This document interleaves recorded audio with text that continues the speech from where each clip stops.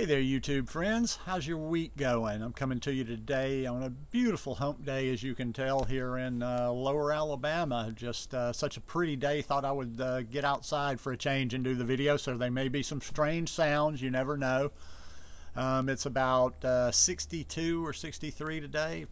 Blue sky, so can't complain. But anyhow, as you could see from the title, this is one just going to share like some of the cooked food that I include on my mostly raw vegan diet. Now this is the time you raw is law believers, people of the true blood, you might want to tap out at this point, because I know that always makes you a little bit quirky when we start talking about anything cooked. But hey, a few people had asked me on Instagram, and every time I'll mention anything cooked, people that are new, or people I guess that have not watched more than about one video of mine, will be all surprised, like, I thought you were raw, and I'm like, no, watch my videos. I've never since the very beginning of this channel actually even expressed any interest in being 100% raw, because like I say, this has always been a health journey for me. I have methodically worked my way down the road, taken in information, and I always do what's right for me. I don't eat for a brand. I don't eat to be part of the cool kids club. I just do Jack, and I do what I put things into my body that I think are going to make me as healthy as possible. But when people ask me about that, I think people have assumptions as soon as I say that, because I'm kind of a little bit different than most folks, and so I do understand it. Most people, once they dabble a little bit with raw, and then they'll eat some cooked, or they always include cooked, and the cooked becomes more and more and more and more, and they become less discerning in what they eat when they're cooked. And that's not for me to judge. I don't care. I should state categorically that I really don't care what you eat out there. That's your decision. The only thing I do is just share my journey. You can look at it, decide if I've got anything that's useful to you or not. But I generally keep it pretty tight with the cooked food I eat. I'm not a fanatic. When I go to Pensacola, Florida, which is less and less these days, the last 8 months or so, I go about once every 6 weeks, once every 2 months, and sometimes I'll eat some restaurant food there. But day to day, there's really only, say, 3 or 4 things that I'm including, and I don't include them all the time, and I don't include that much of it. One is potatoes, and more specifically, and I do eat different varieties, but the number one variety that I include and that I eat way more than anything else is sweet potatoes. Good old sweet potatoes. A lot of people like to think of them as a superfood. A lot of the sweet potato families as a superfood. A lot of the reason I do it, like I say, the cooked food that I eat, there's a couple of reasons. The cooked food I eat, I just never was able to keep my weight up on this diet, and I never was able to gain back some of the weight that I shouldn't have lost in the first place. So especially since I've been back in the States, the majority of the time when I'm saying I eat some cooked food, or I include some cooked food, it will be a potato, a potato or two, sweet potatoes most of the time, on top of a salad. Adds a little bulk to it, adds some more calories to it. It's an easy way to just to get some filler calories in. But I don't want to just simply put empty calories into my body, so I'm like, what better than sweet potatoes? They're full of vitamins, minerals, good stuff for you, and like I say, some even think they might be a superfood. They add some extra calories, and the one thing, and the reason that I say sweet potatoes in particular, and the reason that sweet potatoes are probably the number one and by far the majority of the cooked food that I eat, is I find that sweet potatoes digest as close to raw food as anything I've found. I mean, they just like I really don't notice any difference whatsoever. I don't have a slowdown.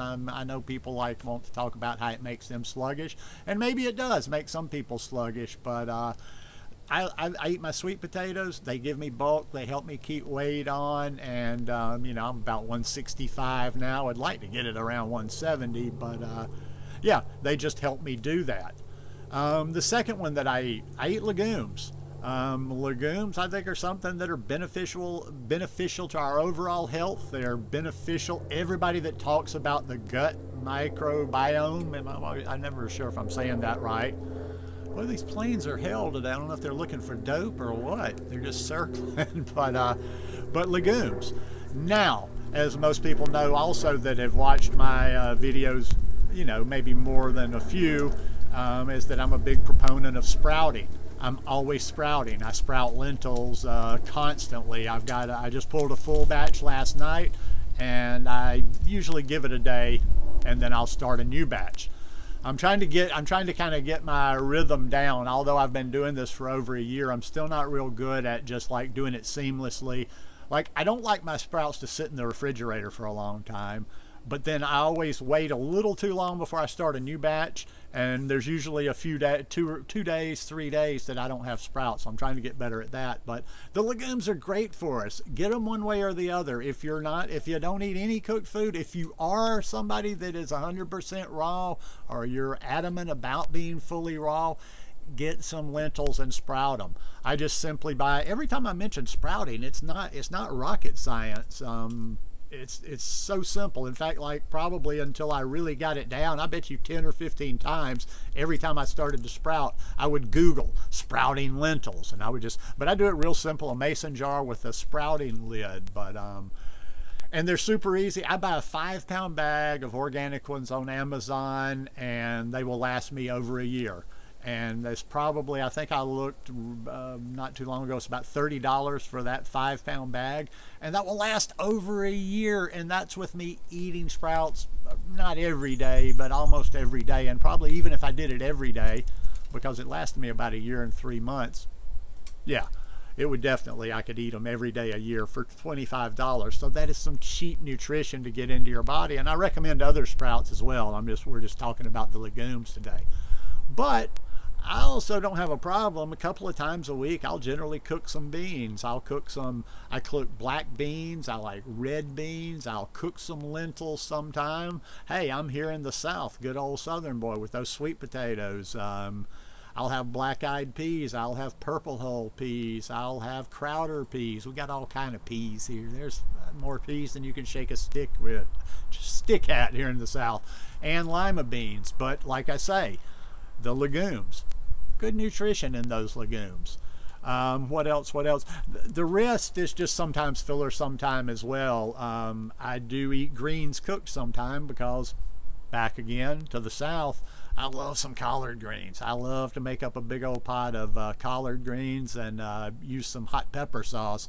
We use clear hot pepper sauce. You get these little hot peppers, put them in a bottle, and then pour some vinegar on top of that. Now what I do is I'll buy a bottle of that stuff in the store, and usually when it runs out the first time, I'll just refill it with apple cider vinegar. But yeah, I like to eat collard greens quite often, and every once in a while I'll get the taste for steamed spinach.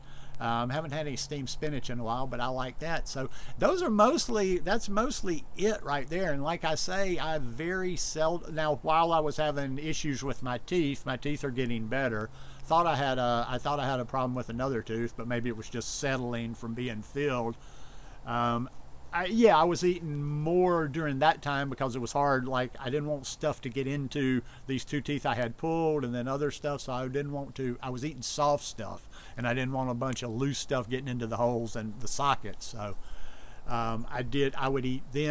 sometimes I would eat a fully cooked meal in the evening or whatever, just like of some cooked greens, sweet potato, and some peas with that. But now that's over. You know, God, before we know it, the spring will be rolling around again, and that means lots of big salads. I'm looking forward to lots of big salads now that my teeth are better, and hope they stay like that. Maybe one more little round of stuff I have to do, but it's all about the big salads. But like I say, make the decisions for yourself. But if you eat cooked food, don't make it this big flip-flop back and forth, and don't make it to be such this thing that, like, you make it so taboo and you make it such a big thing you can't do, that if you finally do it, you just start eating garbage. Or if you are including cooked food into your mostly raw food like me or whatever, or just whatever you're eating, always make the best choices. Make clean choices. Make healthy choices. Get as much nutrition in every bite and every calorie as you can. But like I said, that's just more of a clarification video for people that watch me and are always confused, like, I thought you said you were raw. And like I've said before, kind of being a smart ass like I'm known to be, I'm not going to tell on every video. In other words, instead of saying a raw vegan diet, I'm not going to say 93.6 raw vegan diet or 94.7 or 92.6. Mostly raw vegan diet. Lots and lots of fruit, lots of greens, lots of sprouts, lots of vegetables, purple cabbage, broccoli, everything. Get as many colors as you can. But that's just how I do it. That's probably how I'm going to keep doing it. And yeah, anyhow, hope you guys enjoyed this video today. If you like it, please give me a thumbs up, and I'll pop by one more time here at the end of the week. Peace.